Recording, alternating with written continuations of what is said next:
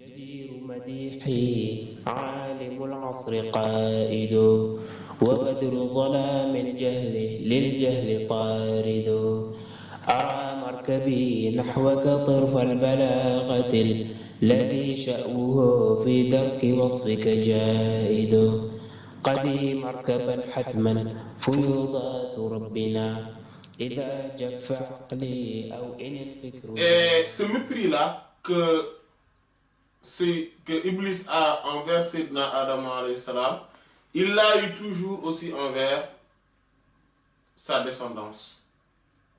Parce que Iblis lui dit, le Coran l'a dit, quand lui il dit que, tu sais, tous ces gens-là, il l'a dit dans plusieurs versets, dans Suratul A'raf, dans Suratul Nisa, dans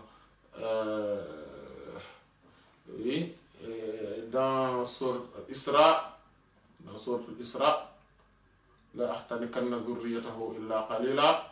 Et là-bas il dit la udillannahum wa la umanniyannahum, etc. Dans l'autre il dit la aqadanna lahum siratakal mustaqim. Si on regarde tous ces versets-là, là, on peut les résumer sur le fait qu'il a juré qu'il va nous égarer. Iblis a juré qu'il va nous égarer et qu'il sera une entrave, une barrière entre nous et le droit chemin. Entre nous et notre cheminement vers Allah subhanahu wa ta'ala, vers son agrément suprême. Il va être celui qui va être la cause de notre de notre résidence en enfer. Et il va nous empêcher d'accéder au paradis. Et il a étalé son programme, il a parlé comment il va faire pour réussir ce coup. Ça, si on voit dans plusieurs versets du Coran, Allah subhanahu wa ta'ala en fait mention. Il nous rappelle cela. Et malgré cela, Iblis dit, Allah subhanahu wa ta'ala dit au sujet de Iblis dans Surat As-Saba. Il dit وَلَقَدْ صَدَّقَ عَلَيْهِمْ إِبْلِيسَ ظَنُّهُ فَاتَّبَعُوهُ إِلَّا قَلِيلًا مِنَ الْمُؤْمِنِينَ. Il dit très certainement en toute vérité, la mauvaise opinion que Iblis avait sur eux, c'est-à-dire sur les êtres humains, cela s'est avéré vrai. Et Iblis a eu raison sur eux. C'est-à-dire qu'il a pu vérifier la mauvaise opinion qu'il avait sur eux. Il dit Fattaba'u, car ils l'ont suivi. Et ils l'ont suivi. Illa qalilan minal mu'minin. À part peu de rares parmi les croyants. Donc nous voyons que ce mépris-là que Iblis avait envers nous, parce que lui, pourquoi c'est un mépris? Parce qu'il dit avec toute une assurance qu'il va nous égarer. Parce qu'il se dit que l'être humain n'est pas mané. L'être humain c'est quelqu'un qui est vil, qui n'est pas important, qui n'a pas de valeur et qui n'a pas surtout de volonté réelle. Donc c'est quelqu'un qui, je suis capable de l'égarer facilement. Et ce mépris-là qu'il a envers nous, en fait, c'est le mépris qu'il avait envers Sayyidina Adam alayhi salam qui s'est répercuté en nous. Il nous a toujours méprisés.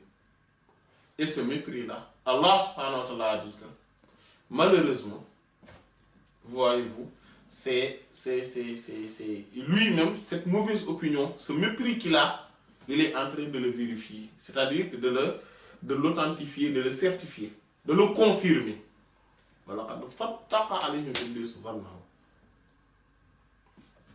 C'est pour ça que les gens le suivent comme ça. Et ce n'est pas que ça. Il y a aussi l'orgueil. Comme Allah subhanahu wa ta'ala a dit, Aba wastakbara wa kana min al-kafirin. Il a refusé.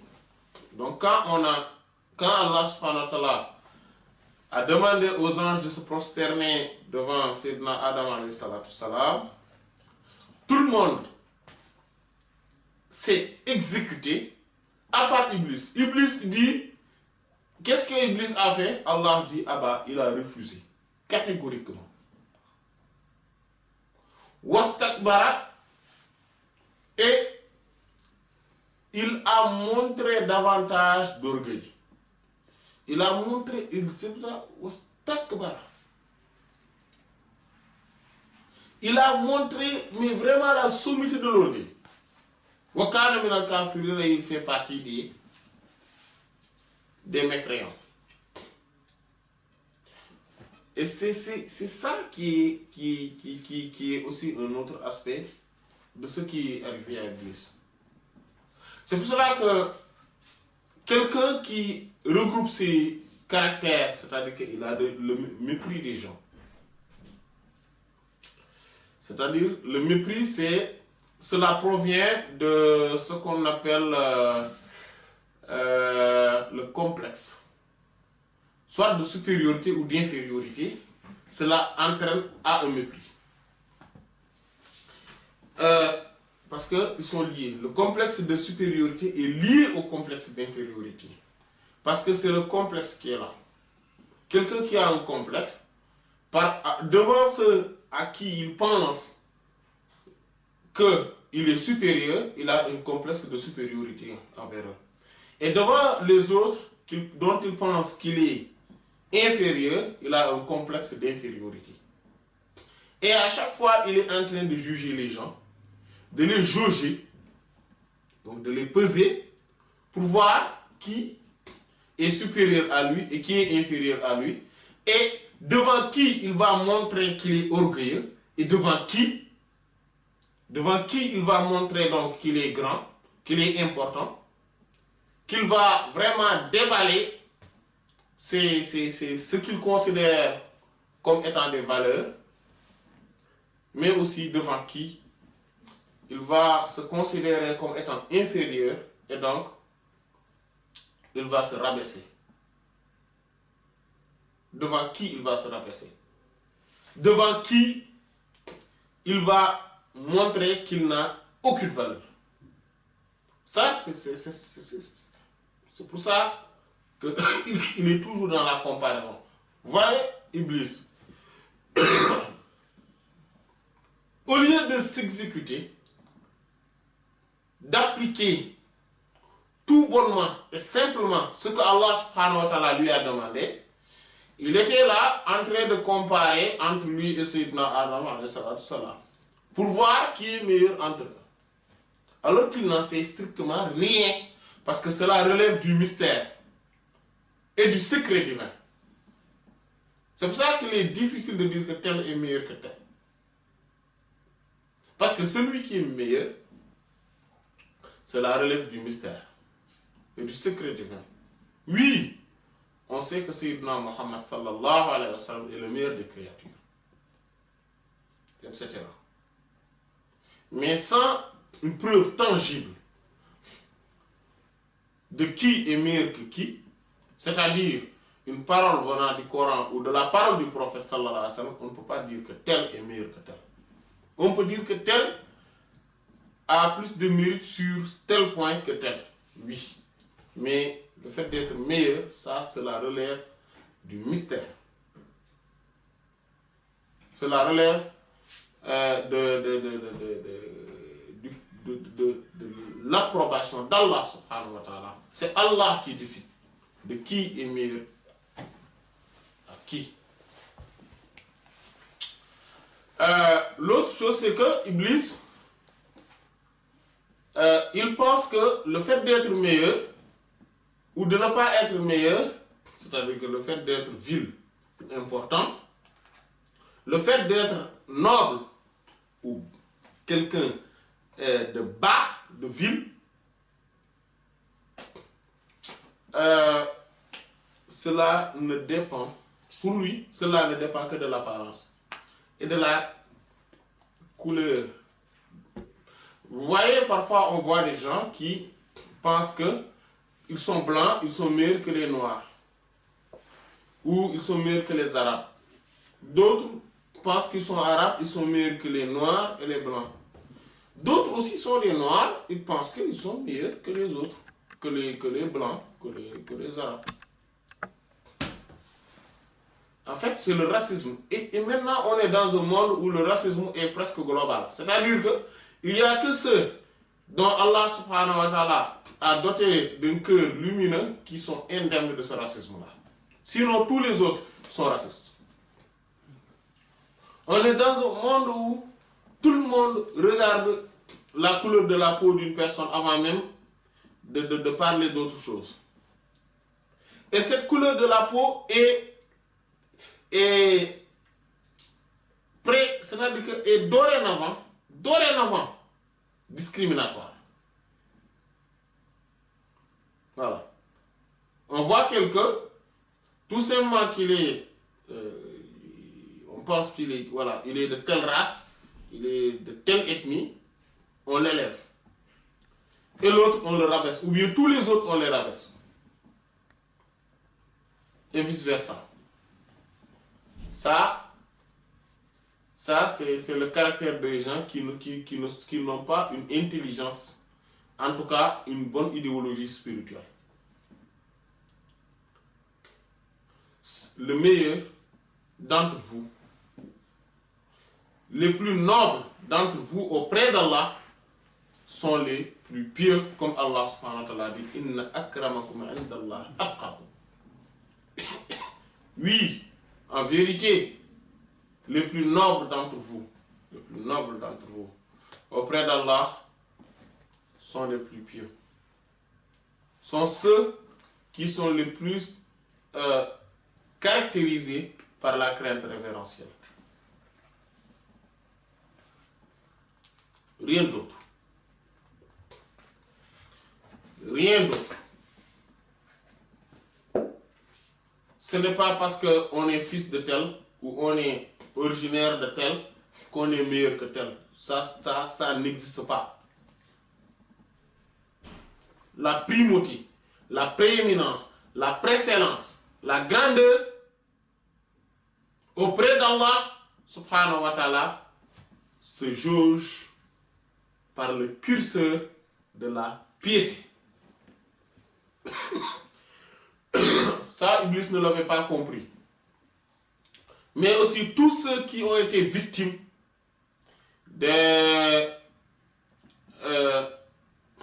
du poison diabolique aussi ont cette perception des choses. Ils ne considèrent la personne que par le fait qu'il soit noir, blanc, chocolat, vert, orange, brun, etc. Qu'il est Djola, il est Sérère, il est tout couleur, pour ne citer que cela. Il est basque.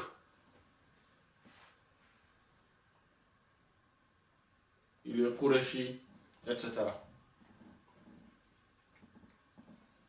Et ça, c'est un caractère de Iblis. Oui. Ça, c'est un caractère typiquement iblisien, typiquement diabolique. Oui. Il y a beaucoup maintenant, parce que pourquoi on insiste là-dessus? Parce que beaucoup maintenant, même subhanallah, quand on parle de la fraternité musulmane, ils parlent de la fraternité nationale. Et pourtant, vous voyez, parfois, il y a certaines conférences, etc. On dit, voilà, la fraternité des musulmans, etc. Voilà, on parle de ça. Donc, c'est le sujet, la fraternité entre les musulmans. Vous allez voir, le conférencier vient, au lieu de traiter de la fraternité entre les musulmans, c'est-à-dire donc, sans même avoir aucune considération des origines de ces musulmans, de leur sexe, de leur antécédents, de leur groupe dont ils appartiennent, etc. De leur voie dont ils ont prise, etc. Ça, mais vraiment de la fraternité entre les musulmans, eux, ils vont traiter quoi? Ils vont traiter de la fraternité entre les touruq, les voies soufis. Ou bien ils vont traiter de la fraternité entre les Sénégalais. Et à travers ça, bon, je parle de ça parce que, voilà, mais c'est valable pour d'autres pays également. Et à part de là, ils vont presque insulter tous les autres musulmans du monde. Allah nous préserve. Ça, c'est un délit, hein? Ça, c'est un délit. C'est même un crime, ça. C'est même un crime, ça. Parce qu'on participe, c'est-à-dire que les gens ont cette mentalité de différencier les gens à travers leur apparence, et on participe à cela encore et encore, parce qu'on est considéré comme étant un savant, voire même un saint. Et on vient, on consolide cela. On consolide cette façon de voir. Et que cette façon de voir est strictement iblisienne, diabolique. Parce que c'est Iblis qui est celui qui, la première fois, a eu cette forme d'analyse de la réalité. C'est-à-dire, au lieu de regarder que Allah subhanahu wa ta'ala m'a demandé ceci, lui, il regarde d'abord l'apparence. Oui, lui, il est créé d'argile. Moi, je suis créé de feu. Nous n'avons pas la même apparence. Je suis meilleur que lui.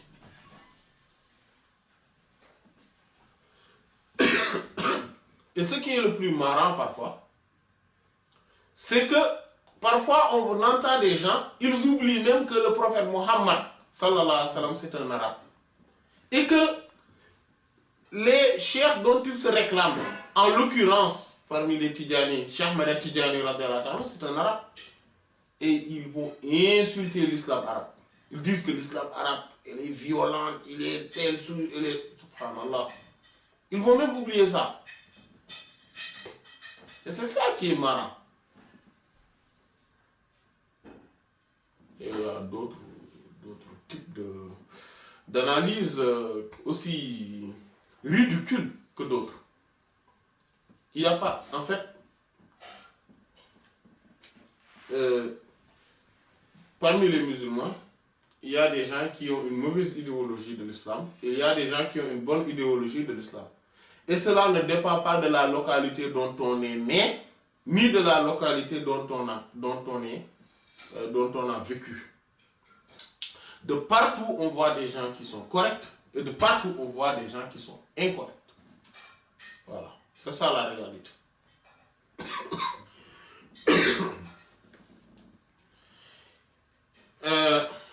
Donc ça aussi, c'est un autre problème de Iblis.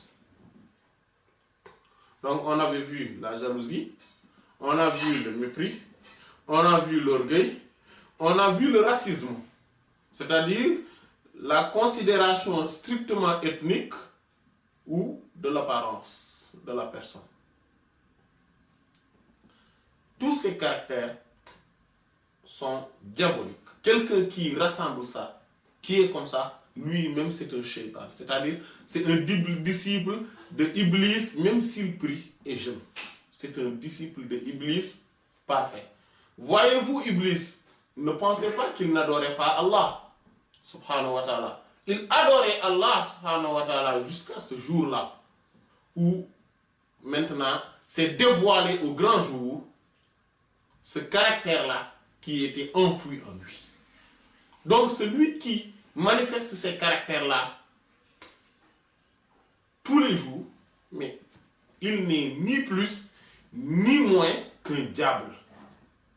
Voilà, même s'il prie, jeûne, va à la Mecque, fait des discours du matin au soir pour montrer aux gens que c'est un savant ou c'est un saint, c'est un diable.